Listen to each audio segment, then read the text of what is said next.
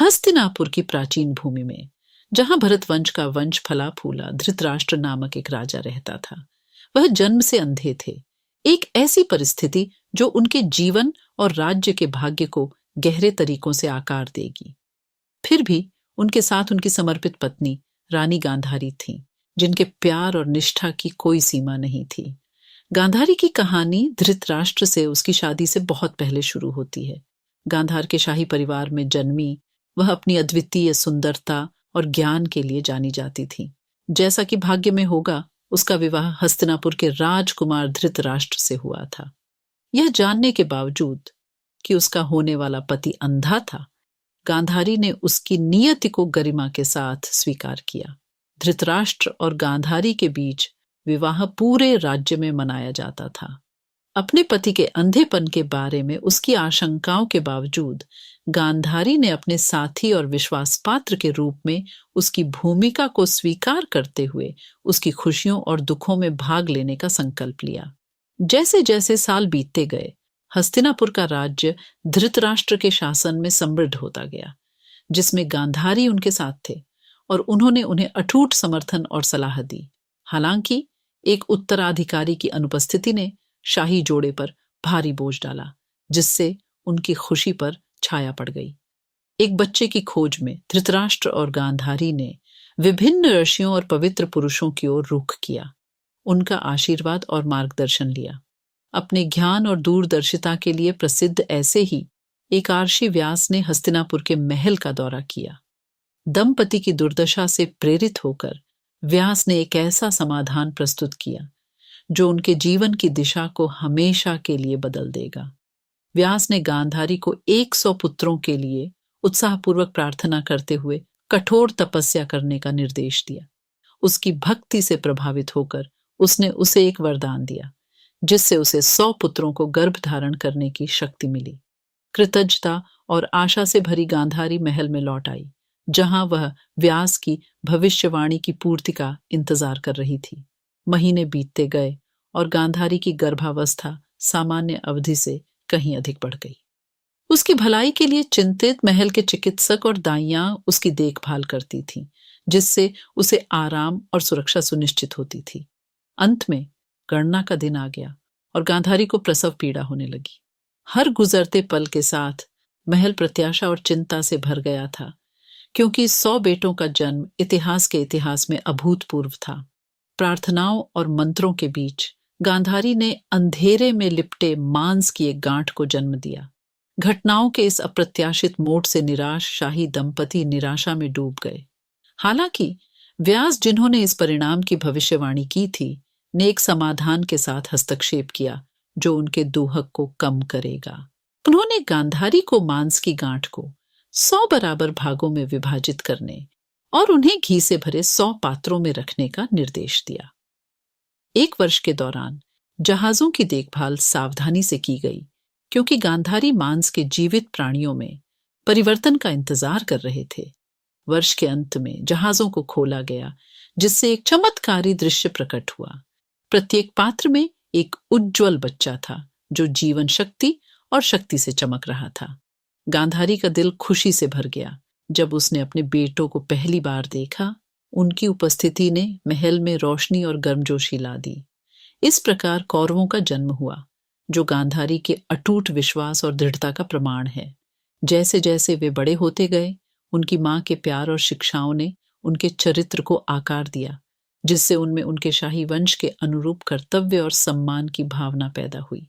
हालांकि कौरवों के जन्म के साथ होने वाले समारोहों और उत्सवों के बीच गांधारी के हृदय में एक गुप्त दुहक था। हालांकि वह अपने बेटों को बहुत प्यार करती थी, लेकिन वह अन्याय की भावना को हिला नहीं सकी, जिसने उसकी खुशी को कम कर दिया। क्योंकि गांधारी जानता था कि उसके पति के अंधेपन ने उससे वह सिंहासन छीन लिया था जो उसका अधिकार था। उनकी बुद्धिमत्ता और वीरता के बावजूद धृतराष्ट्र की अक्षमता ने उन्हें शासन करने के लिए अयोग्य बना दिया था, जिससे उनके छोटे भाई पांडु के लिए सिंहासन पर बैठने का मार्ग प्रशस्त हो गया था। जैसे ही गांधारी ने अपने बेटों को दुर्जेय योद्धाओं के रूप में विकसित होते देखा, वह परस्पर विरोधी भावनाओं से जूझ रही थी, जो उनके प्रति उसके प्यार और अपने पति के प्रति उसके कर्तव्य की भावना के बीच फटी हुई थी। धृतराष्ट्र के प्रति उनकी निष्ठा अटूट रही, फिर भी वह उनकी अक्षमता के परिणामों को नजरअंदाज नहीं कर सकी जो राज्य पर छाया की तरह मंडरा रहा था। अपने एकांत के क्षणों में गांधारी ने प्रार्थना में सांत्वना मांगी, देवताओं से प्रार्थना की कि वे अपने पति को दृष्टि का उपहार दें। उन्होंने दिव्य शक्तियों को खुश करने और उनका अनुग्रह प्राप्त करने की उम्मीद में तपस्या और बलिदान दिए। फिर भी उनके गंभीर अनुरोधों के बावजूद धृतराष्ट्र अंधे रहे। उनका अंधेरा राज्य को घेरने वाली चुनौतियों को प्रतिबिंबित करता था। प्रार्थना के ऐसे ही एक क्षण के दौरान गांधारी को एक दिव्य रहस्योद्घाटन प्राप्त हुआ, एक ऐसा दर्शन जो उसकी नियति की दिशा को बदल देगा। अपनी समाधि जैसी अवस्था में उन्होंने एक दिव्य प्राणी को देखा जो उज्जवल और राजसी था, जो उन्हें अपार शक्ति का वरदान प्रदान कर रहा था। गांधारी को उसकी आंतरिक शक्ति का रहस्य प्रकट किया जा रहा है जो उसकी आत्मा की गहराई में छिपा हुआ है। उन्होंने भौतिक दुनिया की सीमाओं को पार करने, शरीर की आंखों के बजाय आत्मा की आंखों से देखने की उनकी क्षमता के बारे में बात की। गांधारी की अटूट भक्ति और निस्वार्थता से प्रेरित होकर दिव्य ने उसे एक विकल्प दिया, अपने पति को दृष्टि का उपहार देना या अपनी आंतरिक दृष्टि को एक बड़े उद्देश्य की ओर ले जाना।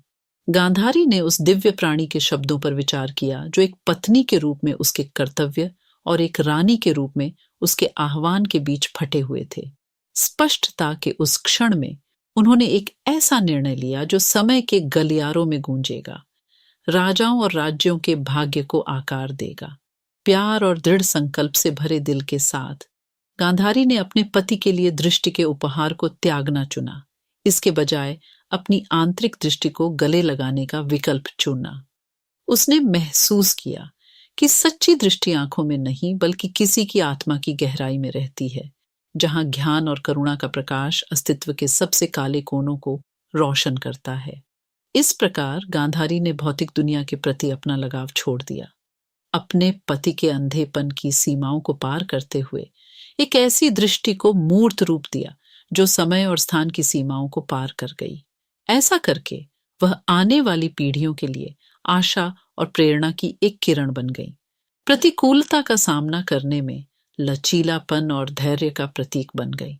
जैसे जैसे गांधारी की आंखों की कहानी पूरे देश में फैली, यह उन सभी के लिए शक्ति और सांत्वना का स्रोत बन गई जिन्होंने इसे सुना। उनका बलिदान नश्वर अस्तित्व की सीमाओं को पार कर गया, जो मानवता को मानव आत्मा के भीतर रहने वाली असीम शक्ति की याद दिलाता है। और इसलिए गांधारी की आंखों की कहानी प्रेम, त्याग और भक्ति की स्थायी शक्ति के प्रमाण के रूप में बनी हुई है। त्याग के अपने निस्वार्थ कार्य में गांधारी ने आने वाली पीढ़ियों के लिए सत्य और धार्मिकता के प्रकाश की ओर मार्गदर्शन करते हुए मार्ग प्रशस्त किया। इतिहास के इतिहास में गांधारी का नाम साहस और करुणा के प्रतीक के रूप में चमकता है। उनकी विरासत उन सभी के लिए एक मार्गदर्शक सितारे के रूप में कार्य करती है जो दुनिया में चलना चाहते हैं।